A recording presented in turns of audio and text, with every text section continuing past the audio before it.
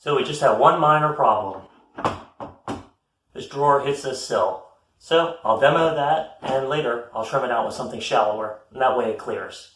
But for this morning, let me get started with skimming these walls and doing some drywall repairs. So I'm just going to try to get a first coat on, and then we'll get into the cabinet trim.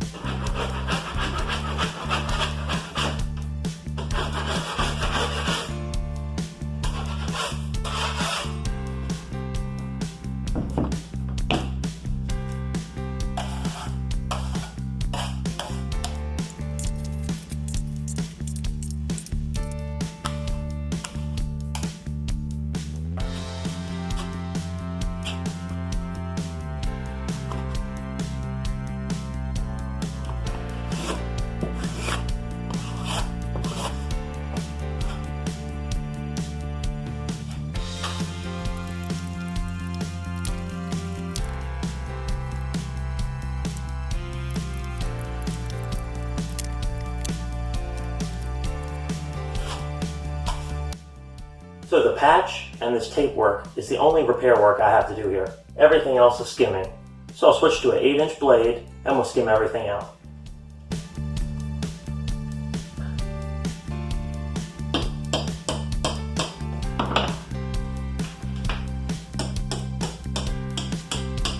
Look at that sill.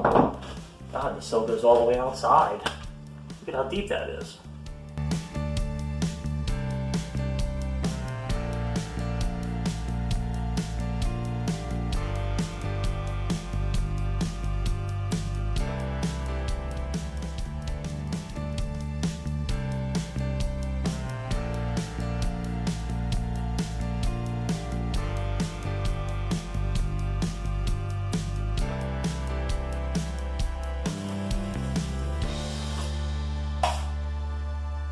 So like anything else, this is going to require a little bit of tedious work, because when the door overlays on these cabinets, it leaves such a tiny amount of room. I'm going to have to install a piece of trim like this 1x2 on top of this cabinet. And then I want to install crown molding here and just have it lip a very tiny bit, just enough so I can get the door in there and it won't be in the way. Now, just to give myself some added strength, every so often I'm going to put a little block like this that has an angle cut, and it'll line up with the crown, and that'll help to stabilize it. So I'll just need to cut pieces like this that are the lengths, and I'll screw them down with trim screws into the stiles very carefully, and then I'll do the same thing but going into the 1/2-inch plywood sides, so also extremely carefully. And another note is on the side of the cabinet, I'll need to install little filler pieces because of this overlay here. You can see that the cabinet itself overlays 1/4 of an inch. So I need to fill that. Then I'll set these 1x2s out to the outside of what that filler fills in, if that makes sense. Once you see me put it on, you'll understand. 76 1/4.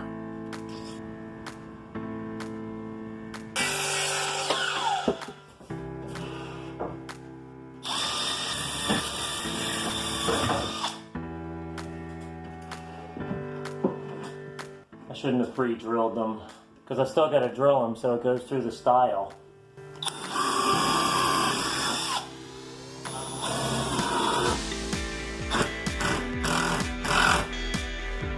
A little wavy, so I got to zigzag back and forth here. Very tedious. I'm going to put a little ghost line where the screws are. That way I try not to hit them.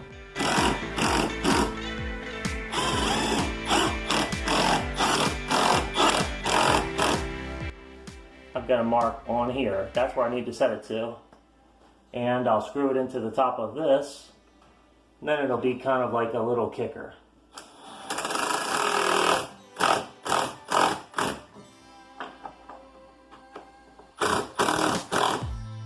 That'll cover that cabinet just barely, and it'll kind of give me something to shoot a pin into, just to keep it a little more stable. After all that, I don't want to do that many of these. I might just do like 1 and 2 more maybe. Wow, that took forever.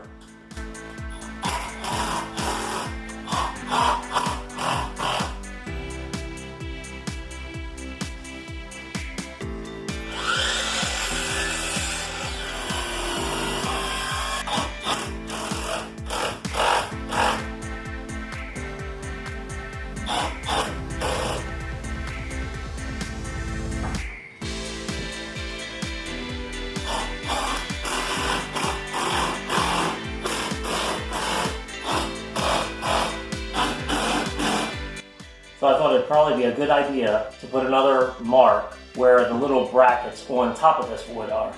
So I just marked around and put an X where they are, because you can never be too careful. I don't want a nail to hit a screw and double back coming out the face of the crown and have to patch like a huge hole right in the middle of a piece. So better safe than sorry.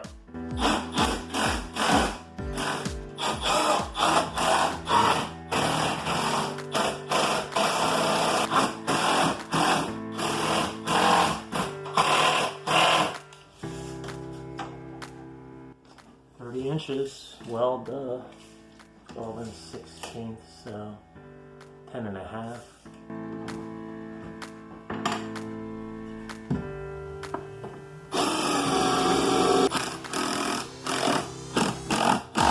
I'm gonna move the camera so you can see how bowed the front of this is.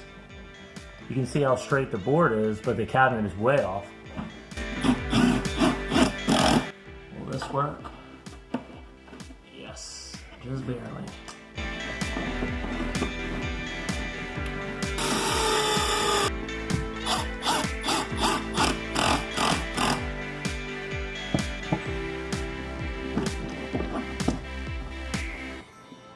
I measured and cut one for here, but duh, I don't need it. I only need it over here.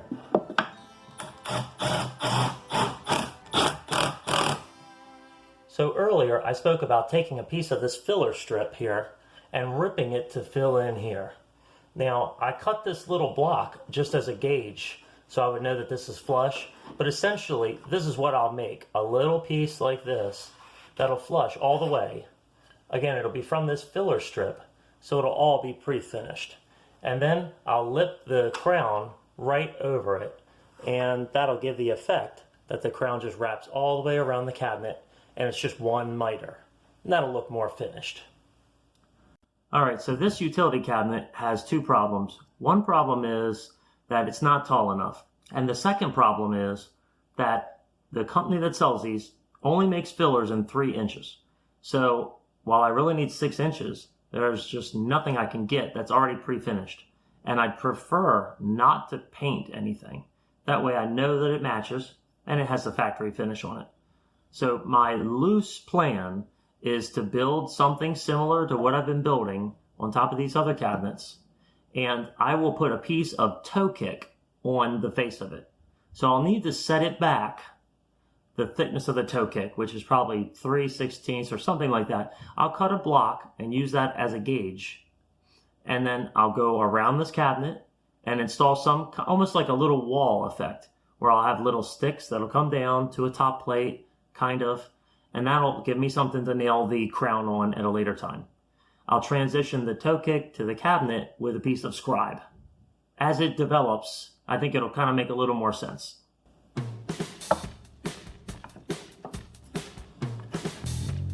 Flush, flush.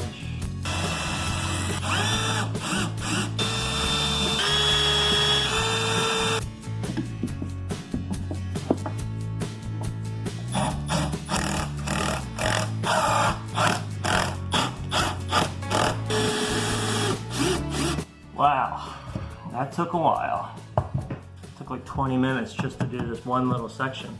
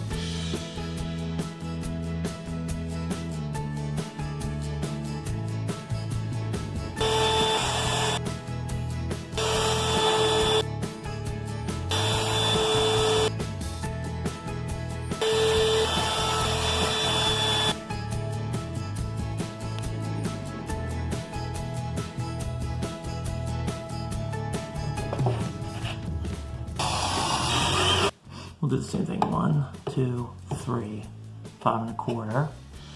And then let's get this squared up. That is really close. 22 and 7.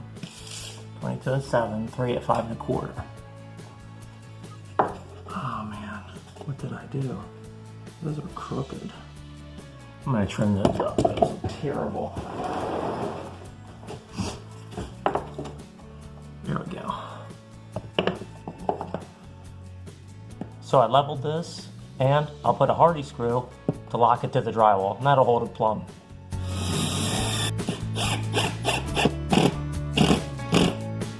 It's just that Hardy screw into the drywall. It's amazing. It actually almost bites in.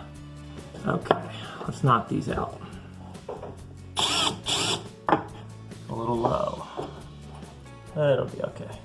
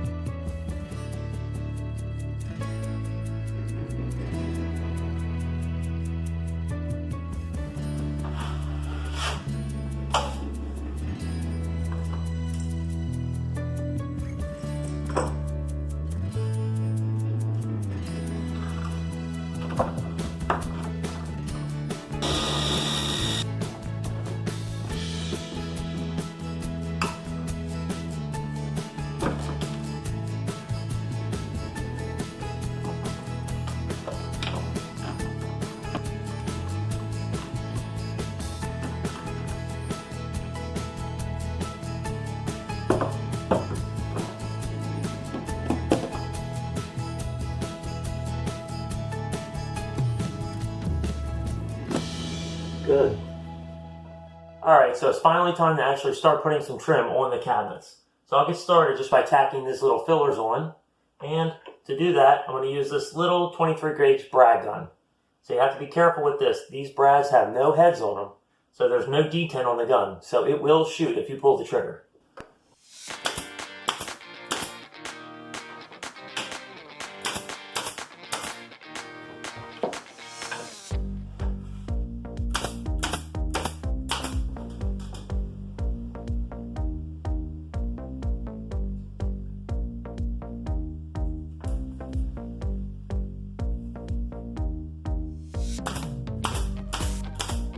And we'll just slowly work our way around. I still gotta rip this, rip this. It's really involved, but it'll look sharp in the end.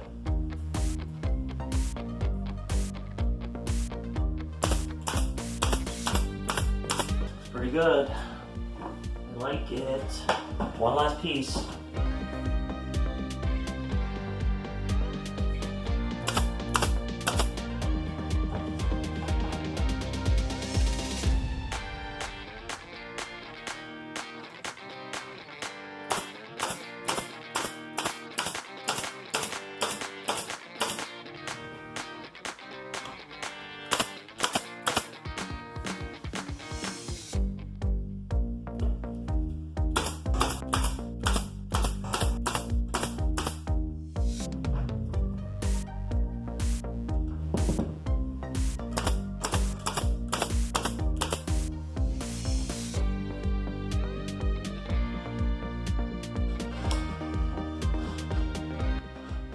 Perfect.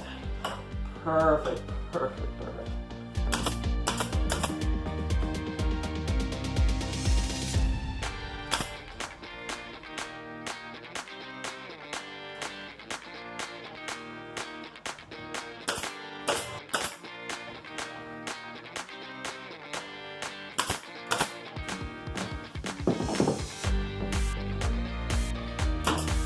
Leave that loose until I cut the next piece.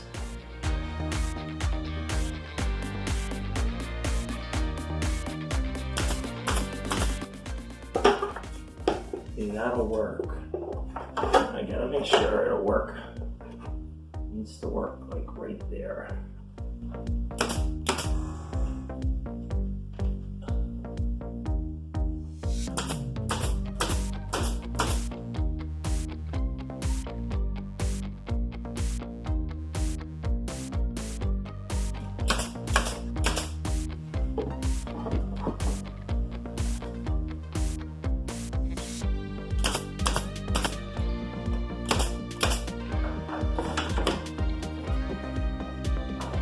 That looks good.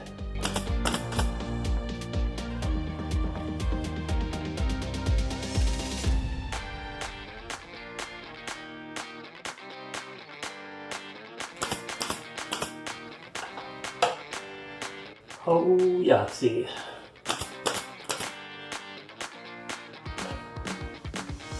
Good.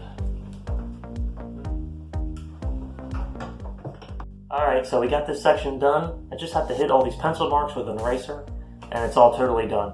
The only thing left is the crown over here, and after all this, this will be a piece of cake.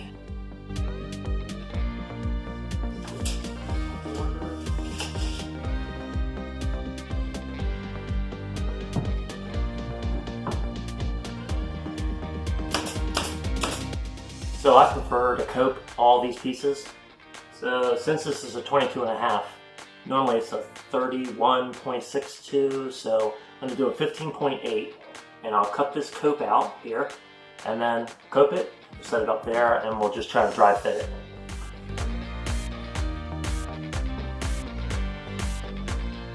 Okay, here we go. If this breaks, I'm really gonna cry. So this run is longer than 8 feet. I'm gonna cut the cope on it, and then I'll just cut a open miter on that end, and I want the joint to face that way, and I'll just slip a small piece in to finish the run, and you'll never notice because it'll be on the outside wall. Alright, here we go again. Oh my god, are you serious? Oh, I think I got it. So I'll glue this piece, and I'll get the joint very snug. So close that if I just have to hit it with a little bit of crayon, it'll be fine, but I want to glue it so it doesn't crack in the future. And we'll let that tack up, and then I'll pin it down.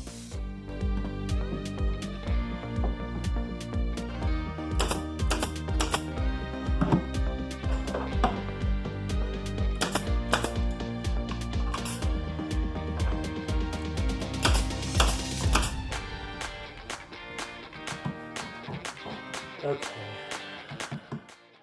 Easy peasy. So it took a while to finish all the trim, but I guess you can see that it's incredibly tedious, and all this trim on the utility cabinet was incredibly custom. So going forward, we'll get the doors on, we'll get the pulls and the knobs on, and then we'll do some of the custom work like getting into the blind corner over here by the sink base. So I hope to see you next time.